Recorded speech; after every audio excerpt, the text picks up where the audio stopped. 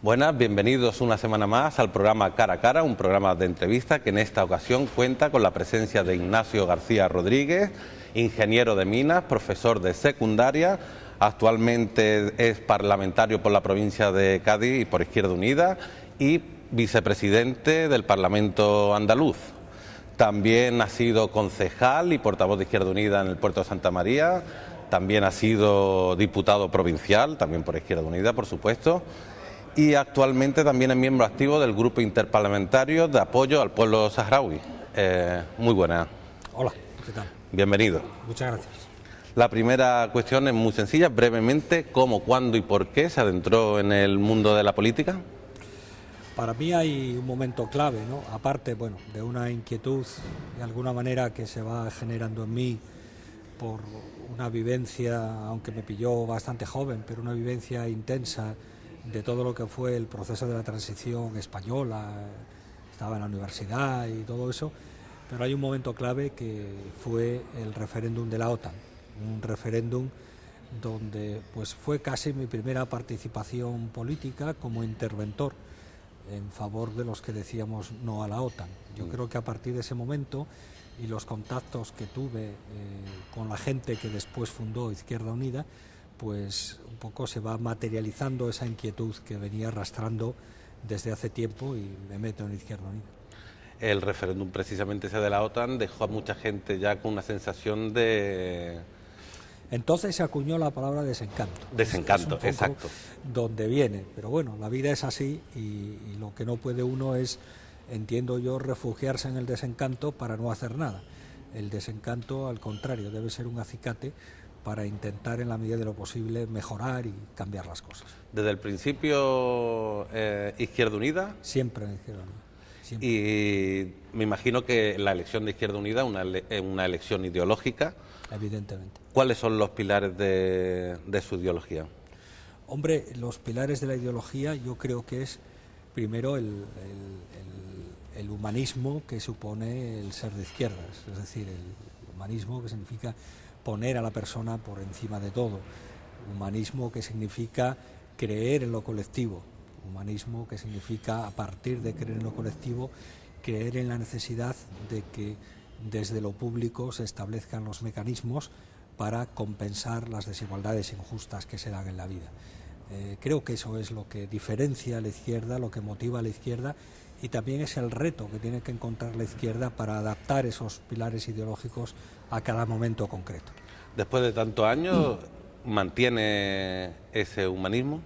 Evidentemente, mantengo el humanismo, mantengo la creencia en lo colectivo, mantengo la creencia en la igualdad entre todas las personas, independientemente de su origen, pero que es una igualdad que no será real si no hay igualdad de oportunidades y si no hay una cierta tendencia a la igualdad económica, porque desde luego no puede haber igualdad ni democracia si no hay igualdad económica ni democracia económica. Actualmente es parlamentario por Izquierda Unida, por la provincia de Cádiz. ¿Qué es más sencillo, estar en la oposición como tantos años o estar en el gobierno? Evidentemente es más sencillo estar en la oposición. ¿Sí? En la oposición es mucho más sencillo porque, bueno, no tiene responsabilidades, porque la hora de las peticiones se es totalmente libre, no hay limitación, pero el primer problema que te encuentras, y está siendo una experiencia interesante, ¿no?, a la vez que intensa, cuando participas de un gobierno. Yo no estoy en el gobierno, pero bueno, estoy en el grupo parlamentario, uno de los grupos parlamentarios que apoya al gobierno, es que algo que muchas veces en la oposición, de la oposición te evades, ¿no?, y es que los recursos son limitados. Como los recursos son limitados, pues tienes que priorizar entre unas decisiones y otras, entre unos gastos y otros, y eso no siempre es fácil. Esa es la experiencia más de choque que te Claro, encuentras. recursos limitados, sobre todo en los últimos años, ¿no? Evidentemente ha coincidido, por un lado, con sabida crisis, que ha supuesto dificultades económicas, merma de ingresos, y por otro lado, pues bueno, nos encontramos de bruces al llegar al gobierno con que realmente la llamada autonomía en general, para todas las comunidades autónomas, en particular para Andalucía, está muy limitada.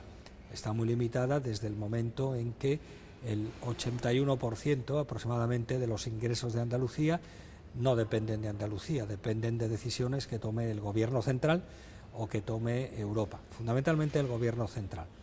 Claro, el gobierno central que tenemos en este momento, el gobierno del Partido Popular, bueno, pues no cree realmente en el Estado, no cree realmente en lo público y por tanto entiende que no necesita financiación. Como no necesita financiación, renuncia a esa reforma fiscal global para que paguen más impuestos los que más tienen. España está muy por debajo de la presión fiscal de la media europea, y renuncia también a algo que nos parece especialmente grave, como es la lucha contra el fraude fiscal.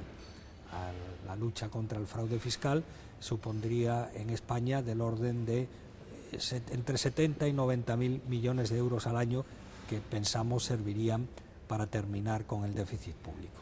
Por tanto, ¿en qué se traduce todo esto que suena un poco teórico? Pues se traduce, por ejemplo, en que en los presupuestos de este año, en Andalucía, pues Andalucía dispone de 1.200 millones menos de lo que tenía el año pasado, que ya a su vez había sufrido un recorte de prácticamente 3.000 millones con respecto al año anterior. Esto es mucho dinero. Los que todavía tenemos que pensar en pesetas, pues estamos hablando de casi billones de pesetas, ¿no? Esto es importante. Claro, esa dependencia con Madrid hace también que influyan los presupuestos, ¿no?, que se acaban de... Exactamente, sí, como he dicho, el 80%, más del 80% de tus ingresos dependen de Madrid, porque tú tienes un margen muy pequeño con tus tributos propios y con las cada vez más escasas posibilidades de financiación que te dan, pues bueno, tienes lo que tienes, y entonces muchas veces esto, sobre todo desde la oposición, no se entiende, pero estando en el gobierno, esto es como un padre de familia que quiere dar lo mejor a sus hijos, pero que de pronto se queda en el paro o se queda que le rebajan el sueldo y no tiene las mismas posibilidades que antes, tiene que elegir, y esto es un poco lo que están haciendo los gobiernos en este momento. Lo que está haciendo el gobierno de Andalucía siempre desde una óptica diferente, desde la óptica de la izquierda. Por otro lado, el poder cambia a las personas y lo segundo, cambia a los partidos. Bueno, yo personalmente no tengo poder, sigo siendo parlamentario, no estoy en el gobierno, estoy más cercano evidentemente al gobierno, colaboro y participo con decisiones incluso que toma el gobierno a través de la dirección de Izquierda Unida, pero bueno, yo creo que no cambia o no tiene por qué cambiar, a las personas. Lo que sí es cierto es que te hace ver de bruces la realidad, te hace ver una realidad que antes a lo mejor pues no habías apreciado, y sobre todo te obliga a tomar decisiones, cosa que muchas veces no es fácil.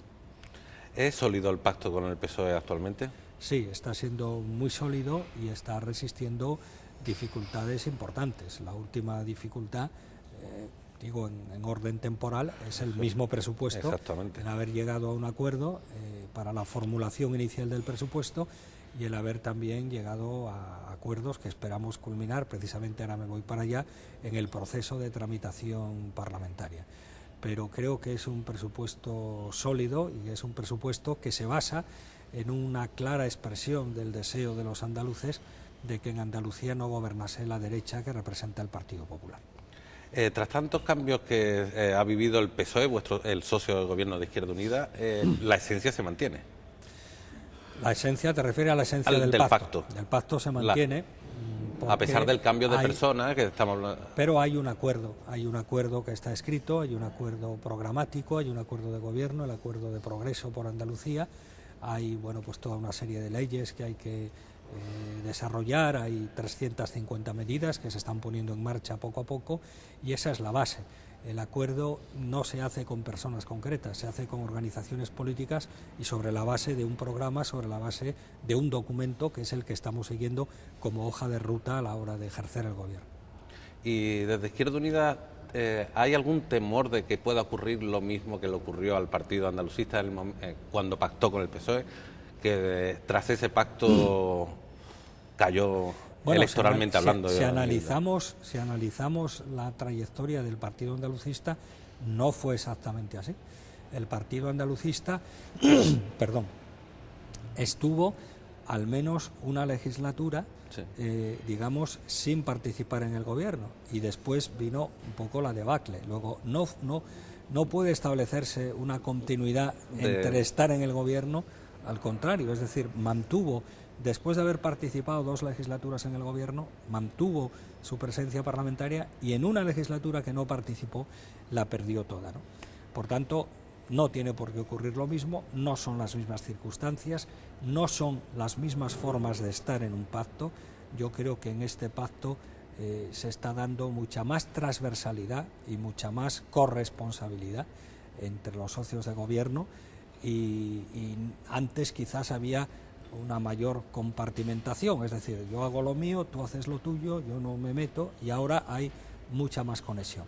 Pero en cualquier caso, y aun en el supuesto de que eso fuera así, que repito, no tiene por qué serlo, ni la historia es exactamente como se ha contado, yo creo que sería un acto de egoísmo el pensar exclusivamente en cómo me va a ir, en qué me beneficia, y no tomar la decisión de arriesgarse, de responsabilizarse, para evitar, repito, que Andalucía sufra el poder, la bota de la derecha, como podría haber sufrido si Izquierda Unida no se moja en este pacto de gobierno. ¿En qué se nota la mano de Izquierda Unida? ¿En qué áreas sobre todo? Yo creo que se está notando bastante, y pues la gente lo percibe, los medios de comunicación lo reflejan, ¿no? Se está notando en política social, se está notando en transparencia. Aquí ha habido una comisión de investigación 17 años después de la última, ¿no? Se está notando en medidas de impacto, como ha sido el decreto de la función social de la vivienda. Se está notando, bueno, en medidas que se van a poner en marcha, y aprovecho para anunciarlo, como ya en el próximo pleno, que será la semana que viene, pues la creación de un grupo de trabajo para poner en marcha la renta básica. Se está notando en muchas cosas, y se está notando en el marchamo de progreso de izquierdas que tiene este pacto de gobierno. Yo creo que podemos estar muy satisfechos de nuestra participación en el gobierno, y creo que nuestros electores también lo están. Políticas como la de vivienda, la renta básica, por ejemplo, que acabas de comentar, ¿notan muchas zancadillas desde otro espectro, desde fuera, para que no se pongan en marcha este tipo de políticas? Evidentemente, ante una concentración de poder como la que tiene el Partido Popular en el conjunto del Estado, donde, bueno, pues prácticamente, salvo, si no me equivoco, Andalucía y Asturias, aparte de País Vasco y Cataluña, gobierna en todas las comunidades autónomas, Andalucía supone un granito. Andalucía es una herida además que escuece, porque todo estaba programado para gobernar también en Andalucía, que es la comunidad autónoma más grande, yo diría con más potencial. Hay que recordar, que la memoria es frágil, por ejemplo, que en 2012, a lo largo de 2011 y primeros meses de 2012, se pospone la elaboración y aprobación de los presupuestos para que los españoles y los andaluces no conociéramos lo que venía de recortes con el Partido Popular. ¿Por qué? En un intento de dejar que transcurrieran las elecciones andaluces y presentarlos después. Aún así, les salió mal, eso escuece, y evidentemente hay manifestaciones, digamos, de clara discriminación de Andalucía. Tampoco quiero convertir la entrevista en un rosario de agravios, pero que podía ir desgranando uno por uno, especialmente en materia financiera, ¿no? En materia financiera. Financiera, en el dinero que se da, en el reparto del déficit, los esfuerzos que se piden, e incluso, por ejemplo, en el reparto de la financiación. El FLA, que se llama el Fondo de Liquidez Autonómico, que es la forma más sencilla y en principio atractiva, digamos, para financiarse de las comunidades autónomas, el gobierno lo da como quiere. Andalucía le pide 8.000 millones y le da 3.000. Cataluña y Valencia le piden 7, 8 o 10.000 millones y le da el 90%. Creo que eso son diferencias de trato que al final se están notando. Andalucía toma medidas razonables y atrevidas y atractivas, como puede ser, por ejemplo, la subasta de medicamentos, el propio decreto de la vivienda. Sí. Inmediatamente el gobierno central lo impugna. Hombre, no hay un marco legal para evitar este tipo de actitudes políticas que en verdad no benefician al ciudadano. Hay un marco legal que es el que es, y lamentablemente pues hay un marco legal que permite que ante cualquier recurso de anticonstitucionalidad del gobierno central, sin entrar a fondo en el tema, las medidas que son recurridas se paren, con lo cual es una forma de paralizar, repito, cuestiones como la subasta de medicamentos, que son 3 veces ya, si no me equivoco, las que se han paralizado, cuestiones como hace 2 años la convocatoria de 2.000 plazas de oposiciones en secundaria, cuestiones como el tema del decreto social, el decreto de la función social de la vivienda, es decir, la lucha contra los desahucios. Bueno, la han paralizado, ¿no? A veces da la sensación de que es por envidia, por celos, porque Andalucía no demuestre que hay otras formas de salir de la crisis. Me gustaría puntualizar una cosa. ¿Es posible que se instale una renta básica en Andalucía? ¿Es viable financieramente hablando?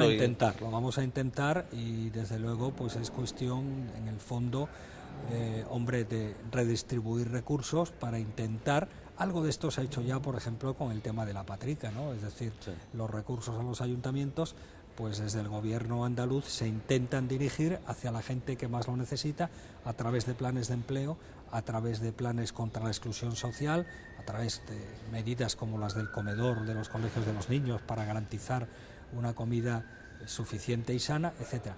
Un poco esa es la idea, ¿no? La idea es redistribuir los recursos hacia quien más lo necesita para garantizarle esos mínimos de subsistencia básicos y también, ¿por qué no?, hay que confiar en que la situación económica vaya mejorando. Y evidentemente lo que queremos es que entre una cosa, redistribución de recursos, y otra, que la situación económica mejore, estemos preparados y tengamos muy claro qué queremos como renta básica en Andalucía. Venimos un poco hacia la provincia. ¿Qué visión tiene sobre lo que está ocurriendo alrededor de los extrabajadores de Delphi? Bueno, los extrabajadores de Delphi están viviendo una situación complicada, que nosotros entendemos su frustración, entendemos lo duro que es para una familia el encontrarse de pronto sin ingresos cuando ellos pensaban que nunca se iban a encontrar en esta situación, ¿no? Nosotros, en nuestro papel en el gobierno, no tenemos la responsabilidad directa en esa consejería, pero sí estamos trabajando soterradamente, de manera continua y permanente, para que exista un diálogo. Posiblemente nosotros lo hubiéramos hecho de otra forma, pero para que exista un diálogo, se retome el diálogo a nivel andaluz, a nivel provincial, en el ámbito provincial, y se busque la salida menos dramática posible, menos traumática posible, para que los trabajadores, bueno, en primer lugar, si es posible, encuentren trabajo, aunque la situación en toda la industria andaluza, y baste repasar el panorama de Navantia, Alestis, la propia Delphi, etcétera, es complicada, pero para que se les puedan aplicar las medidas sociales que se contemplan de manera que puedan paliar su situación. ¿Hay esperanza de que haya un acuerdo con este colectivo? Bueno, nosotros confiamos en que sí. No es fácil, pero confiamos en que por las dos partes haya realismo y generosidad para encontrar salidas a esta situación. Por otro lado, el empleo, porque todo se resolvería con empleo. Todo se resolvería con empleo. ¿Qué medidas o qué propuestas lleva Izquierda Unida, tiene sobre la mesa Izquierda Unida, sobre todo para con la provincia de Cádiz, que realmente las cifras son dramáticas hasta más no poder? Evidentemente. Hombre, no es fácil el tema porque, entre otras cosas, hemos construido, o han construido, yo no me siento responsable de eso, sinceramente, un sistema donde la administración pública, el Estado, y cuando hablo de Estado hablo desde la administración local, ayuntamientos hasta gobierno y Europa, ya de alguna manera somos parte del Estado europeo, han renunciado al gobierno y al protagonismo económico. Se ha cedido soberanía en el ámbito provincial, local y autonómico en favor de la empresa privada. Hoy es la empresa privada la que crea empleo, prácticamente lo público, salvo la propia función pública y empleos públicos, no crea empleo, y a un nivel general pues ha cedido soberanía económica, bueno, a los bancos al final, a los bancos y a una Comisión Europea que también es rehén de grandes intereses económicos a los que no elige nadie. Por tanto, es complicado porque no tenemos las herramientas ni el margen de maniobra para la creación de empleo. Pero sí se puede hacer algo, evidentemente.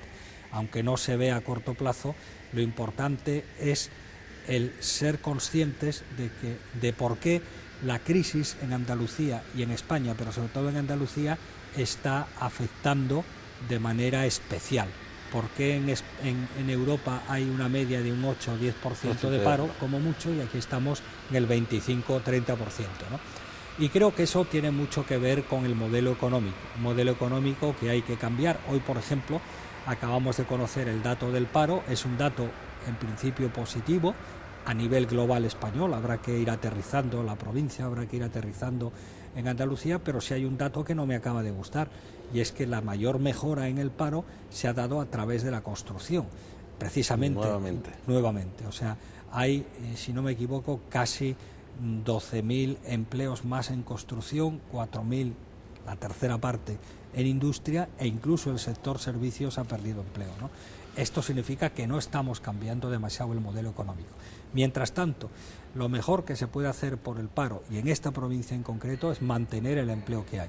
De ahí nuestra fuerte apuesta porque haya carga de trabajo para Navantia, nos parece fundamental. Navantia no es solo Navantia, es todo lo que hay alrededor. Son los 3.000 puestos de trabajo de la industria auxiliar.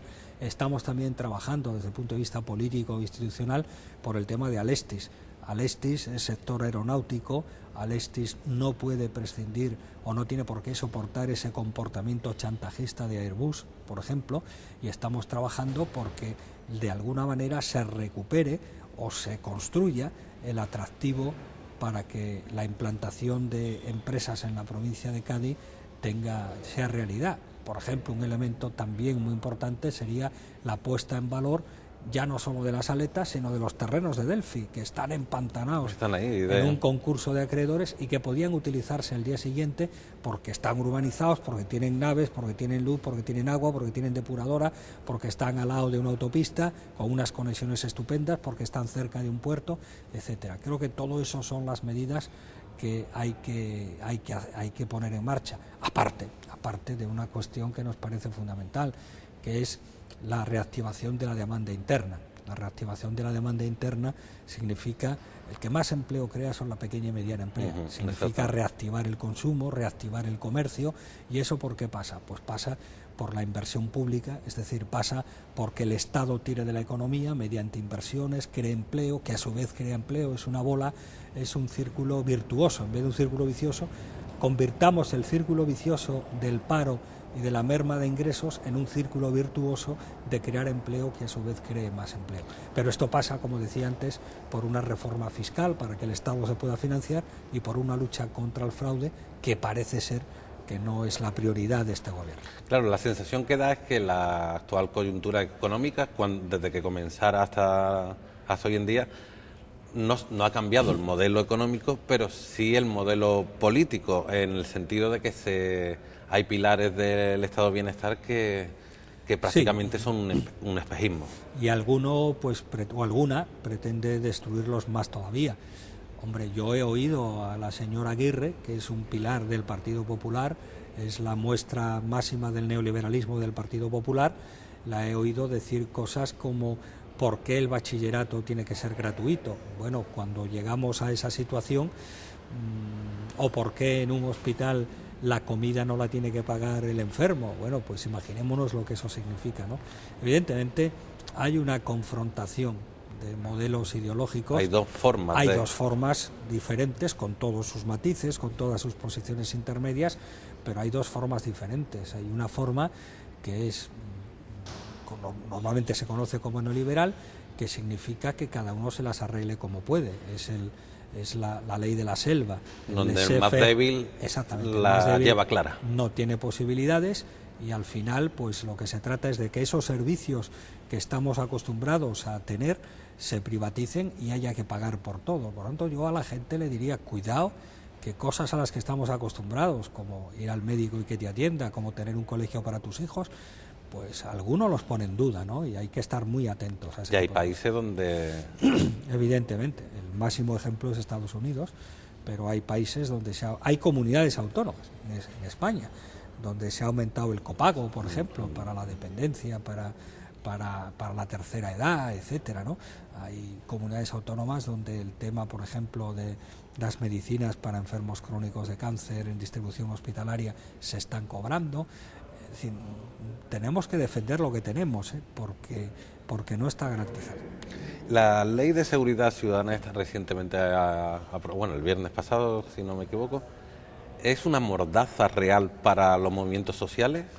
Es evidente que tiene un propósito represivo y tiene un propósito de asustar a la gente.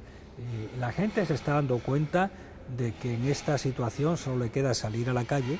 La gente se está dando cuenta, y yo soy el primero en reconocerlo, de que este sistema político y social que tenemos no es capaz de resolver los problemas del individuo. Yo siempre digo, cuando yo era pequeño, mi madre, mi padre, mis abuelos me decían, tú sé bueno, por simplificar las cosas, y todo te irá bien. Hoy no es así. No es tan Hoy hay sencillo. mucha gente buena, mucha gente trabajadora, mucha gente cumplidora, a la que le está yendo muy mal injustamente, ¿no? Y entonces le queda irse a la calle y irse a la calle con perspectiva política, hay que decirlo, porque si no, no vale para nada irse a la calle, hay que ir con una perspectiva política de cambiar esto. Y claro, los que están muy bien instalados tienen miedo a la calle, y por eso, bueno, pues presumen de haber bajado sanciones de 600.000 euros a 30.000 euros. Bueno, claro, pero eso era un globo, parece un globo sonda que sí, te lanzan para así, que... Si nos meten a cualquiera una multa de 30.000 euros, pues no la podemos pagar, ¿no? Por tanto, se está buscando el reprimir, el amordazar la expresión popular de ese descontento. Claro, ese descontento que hace que la gente esté saliendo a la calle, que haya salido a la calle, pero no tanto como la situación a lo mejor requiere, quizás, también viene dado por un desencanto, un desapego que existe de los ciudadanos hacia la clase política, porque ahí tenemos casos como, bueno, Loeres, Gürtel, Bárcena, ahora los sindicatos... Está claro, eso es desencanto, pero yo creo que el mayor desencanto político de la gente, y así hay que reconocerlo, viene de que no se está siendo capaz de dar una salida justa a la crisis. Eso es el mayor desencanto posible. Por tanto, yo simplemente me atrevo a decir que la gente asuma su protagonismo, asuma su responsabilidad y se empodere a sí misma en la calle, pero también en la política, porque aparte de lo de la calle, al final tiene la posibilidad de un voto, y yo estoy seguro de que si en este país y en el conjunto de Europa, ahora tenemos las próximas elecciones europeas, no gobernase la derecha, las cosas podrían ser diferentes. ¿Teme que ante esta situación aparezca un salvapatria para pescar en río revuelto? Tentaciones hay y es posible que momentáneamente esto pueda ocurrir. Aquí nos ocurrió en algunos ayuntamientos. Yo soy del puerto de Santa María y me tocó ser concejal en la época de los salvapatrias, ¿no? Ocurrió en Marbella, ha ocurrido en muchos sitios. Al final ocurrió en Italia. Sí, exactamente, le iba a poner ese ejemplo. En los últimos días se ha venido abajo, ¿no? Hombre, es una tentación. Si recordamos incluso históricamente, el propio nazismo y el propio fascismo italiano surge en épocas de crisis, pero bueno, yo confío en que no vayan los tiros por ahí y que la madurez de la gente y la experiencia democrática nos impida caer en ese tipo de tentaciones. De todas formas, en España hay que saber, hay que reconocer que lo que, por ejemplo, ocurre en Francia con un partido, el Frente Nacional de extrema derecha, aquí no ocurre porque el Partido Popular ha reunido a toda la derecha y tiene en su seno también a una parte de la extrema derecha, lo cual no quiero decir que todo el Partido Popular sea de extrema derecha, pero que bueno, pueden encontrar su acomodo ahí, está clarísimo. ¿Y revolución? ¿Es posible? La revolución siempre es posible, lo que probablemente haya que discutir es cómo se hace la revolución. Posiblemente hoy no haya muchas posibilidades de una revolución en el sentido clásico, aunque, bueno,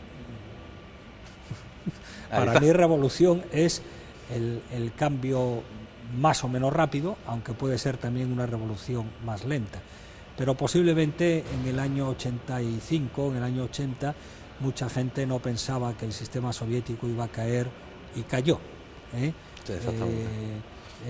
No pensábamos que el sistema capitalista iba a sufrir una convulsión como la que está sufriendo, y la sufrió. Por tanto, bueno, pues no hay que descartar la posibilidad de que haya cambios rápidos, cambios drásticos. Yo los deseo. Para mí eso sería la revolución. Lo que evidentemente queremos todos es que sea una revolución pacífica. Y para mí la mayor revolución hoy es que hubiera una democracia total, global. Claro, cuando hablo global vuelvo al principio de la entrevista. En lo económico también tiene que haber democracia en lo educativo, democracia en la participación.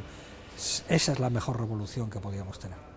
Y democracia en la cultura, no se nos olvide también, que es algo muy importante. De acuerdo, ahora vamos, le voy a soltar una serie de nombres y me dice brevemente, con una sola palabra si es posible, ¿qué le sugiere? Maillo. Futuro. Anguita. Anguita, seriedad. Susana Díaz. Susana Díaz, incógnita. Aznar. Pasado. Zapatero. Pasado. Belén Esteban. Nada. Porra y cuchillas en vallas fronterizas. Crimen. Navantia. Navantia. Último asidero. Último asidero. Asidero, última asa. Educación. Justicia. ¿Y el puerto de Santa María? El puerto de Santa María, potencial, aquí voy a usar dos palabras para tirar de la tierra, potencial desaprovechado. De acuerdo, muchísimas gracias, de verdad, por estar aquí con nosotros. Encantado. Muchísimas gracias.